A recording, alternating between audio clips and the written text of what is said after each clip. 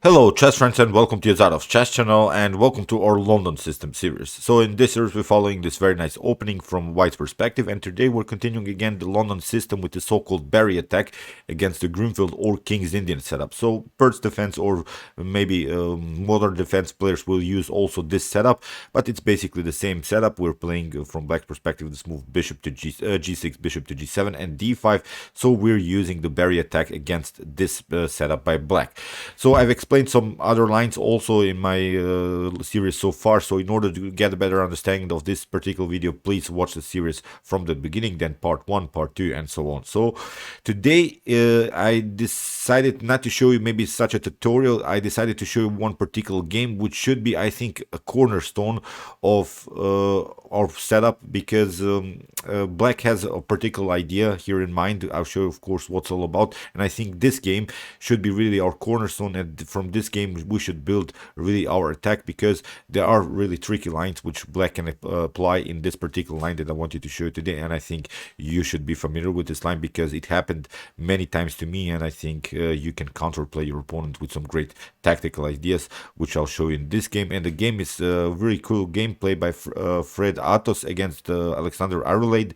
Here Fred Atos played the move d4, knight to f6, knight to f3, and we have now the London system setup. We play the move knight to c3, here d5. So again, as I said, we have the so-called Barry attack, bishop to f4, knight to f3, knight to c3, e3, bishop to e2, knight to e5, and then h4, h5 is our main attacking formation against the fianchetto that Black has built here. Here e3, castling, bishop to e2, c6. We have explained also in my previous video this idea to play c6.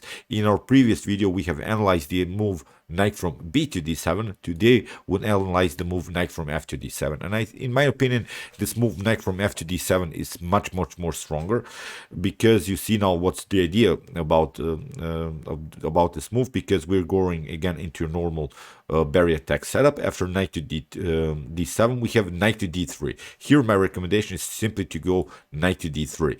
So you could also retreat maybe to f3, but we have been already on that square, and the move knight to d3 is much more powerful, as we're also defending our b2 pawn. On some occasions you could see maybe that Black will go with the move with the queen to b6 and attack our b2 pawn. So that's why knight to d3, and now comes the move f6.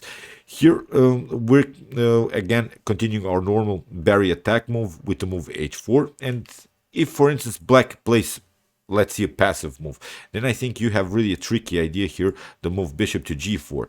I've played this particular line against one of my opponents. He was a feeder master, and I really outplayed him, because here after the move e5, we have really here a tricky idea, bishop to e6, and king to h8 can happen, and now it's time to really push the pawn further. We can really sacrifice here the bishop, but now we're continuing simply with the knight to f4, and the problem is now that Black's king is really trapped. If you try here g5, that's the tactic, but that is only possible if, for instance, Black loses the tempo in this game. After potential g5, this was the game that I played, you have really a great monster move, knight to g6, and after h takes g6, here you see this is getting opened. Here the rook and queen battery is simply too much to handle. The bishop is cutting off here the potential escape by the king, so here it's really nice two-piece sacrifice for the initiative, and it's of course game over. So as I said,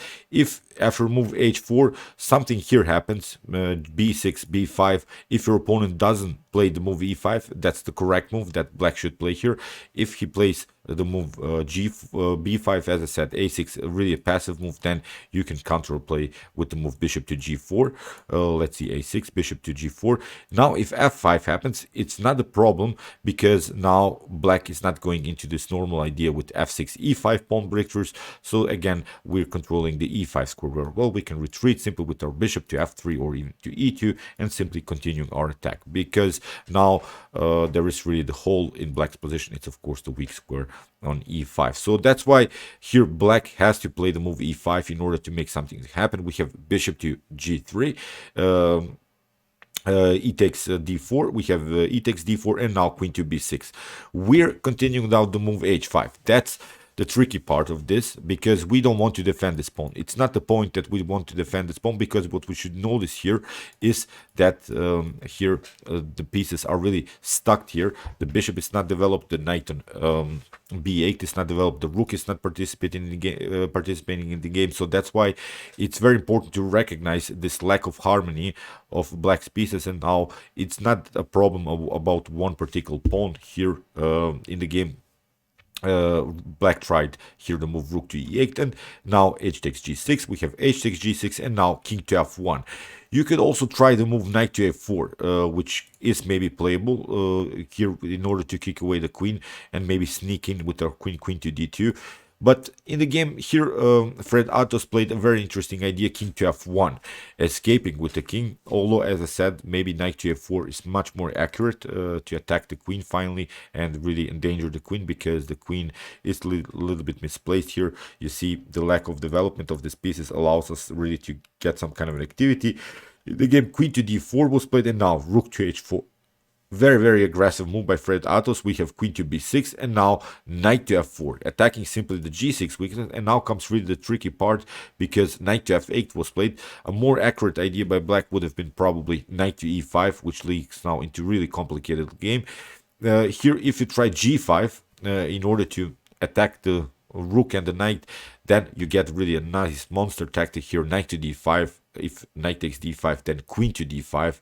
You see the king is again endangered. King to f8 can be met with knight to g6.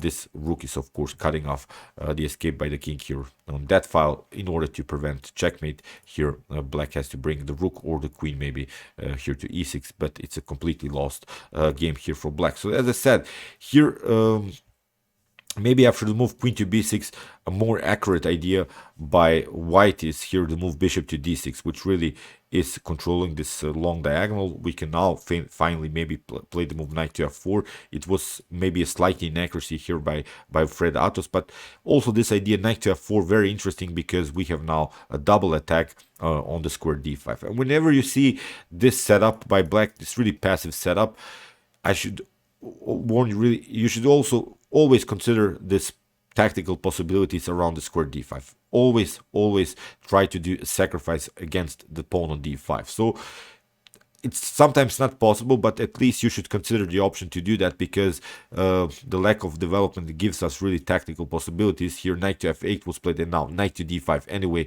So the only correct move by black would have been the move knight to e5, but now knight takes d5, we have c takes d5, knight to d5 again, attacking the queen. And you see now after rook to b1, we get the fork on both of these rooks. In the game, g5 was played, attacking the rook, but now bishop to d6, a very nice counter attack here by Fred Atos. And now black tried queen to a5, but now rook to b5, attacking the queen. And in this position, black tried this scenario, tried to get some pieces for the queen. If we valid the position, of course, black has really a lot of material, has still 4 pieces on the board, has still 2 rooks on the board, but the king is so endangered. There are several light square problems here to handle. In the game, bishop to h5, attacking the rook, and now knight to a6, simply getting again the rook hanging. Rook to e6 is of course also a possibility, but I think we can simply play here rook to d5. We can simply attack maybe also this rook with bishop to g4. So many attacking possibilities here for white. In the game, knight to a6 was played, and here bishop to f4. We have rook to e7, and now bishop to d6 again, rook to e6, now queen to d5, attacking the rook. We have f5, and now bishop takes f8, but now rook to b7. Very nice, cool move here by Fred Atos, because if you take, we'll simply take out this rook and the game is over, I think. So we can also take the bishop, maybe attack this rook. So it's a really bad position. So we can also, after bishop to b7, queen takes b7, the rook has to move somewhere. Then we can get our bishop here maybe to f7. So the light square problems that black has here, I think, are simply too much to handle. So after the move rook to b7, knight to c5 was played, but now comes this idea, bishop to f7. We can play another check. Here king to h7, queen to h4, rook to h6, and now queen to g5. In this position, black resigned. But this game is really tactical. I don't want you really to calculate so much, but the most important thing I think to realize in these positions is this possible tactical shot on d5. That's the thing I want you really to remember and memorize whenever you see that your opponent has played a passive game. Try to search really these tactical shots in the berry attack against this pawn on d5. I think you have great success. Sometimes, as I said, it's not possible, but at least consider sometimes the possibility to do that. I think you have some great and active and cool games. So, okay, this was the game. As I said, we'll continue also with some other lines, but this has to be our setup because I had my troubles to play against this knight from f to d7 idea. So as I said, my recommendation is let's go back here to go knight to d3 and then h4 h5, still continue our attack. As I said, if our opponent plays a passive move, we can prepare maybe here queen to d2, queenside castling, but after the move f6, what we should notice that the light squares are unprotected. So after potential f6, as I said, we're continuing our attack. And now if our opponent plays maybe a passive move, then it's bishop to g4. Here, as I said, after the move e5, you have also this tactic. Now h5, sacrificing bishop. Now knight to f4, as I said, and now knight to g6 is really a monster move, which wins the game immediately. So, okay, I hope I'm not complicating too much. These are really important lines of the berry attack of the London system. I think you meet these lines because as I said, every opening has to be prepared to one particular stage. Then from this point on, your opponent can maybe change some lines, change some opening preparations. But I think the main strategies remain. Still, we can apply this h4, h5 attack always against the berry attack. We'll see also some lines that are not possible with potential c5 moves, but we'll come to that part, of course, in the continuation of the series. So, okay, I hope that you enjoyed this video, and I hope that you realized these tactical possibilities of this particular line. If you want to see more London system games and some other lines, check out my London system series. Here's the link.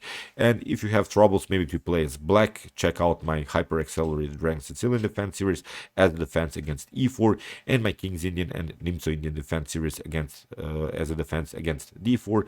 And if you like this content, you can also subscribe to my channel. See you soon with some more videos, and chess is the best, of course.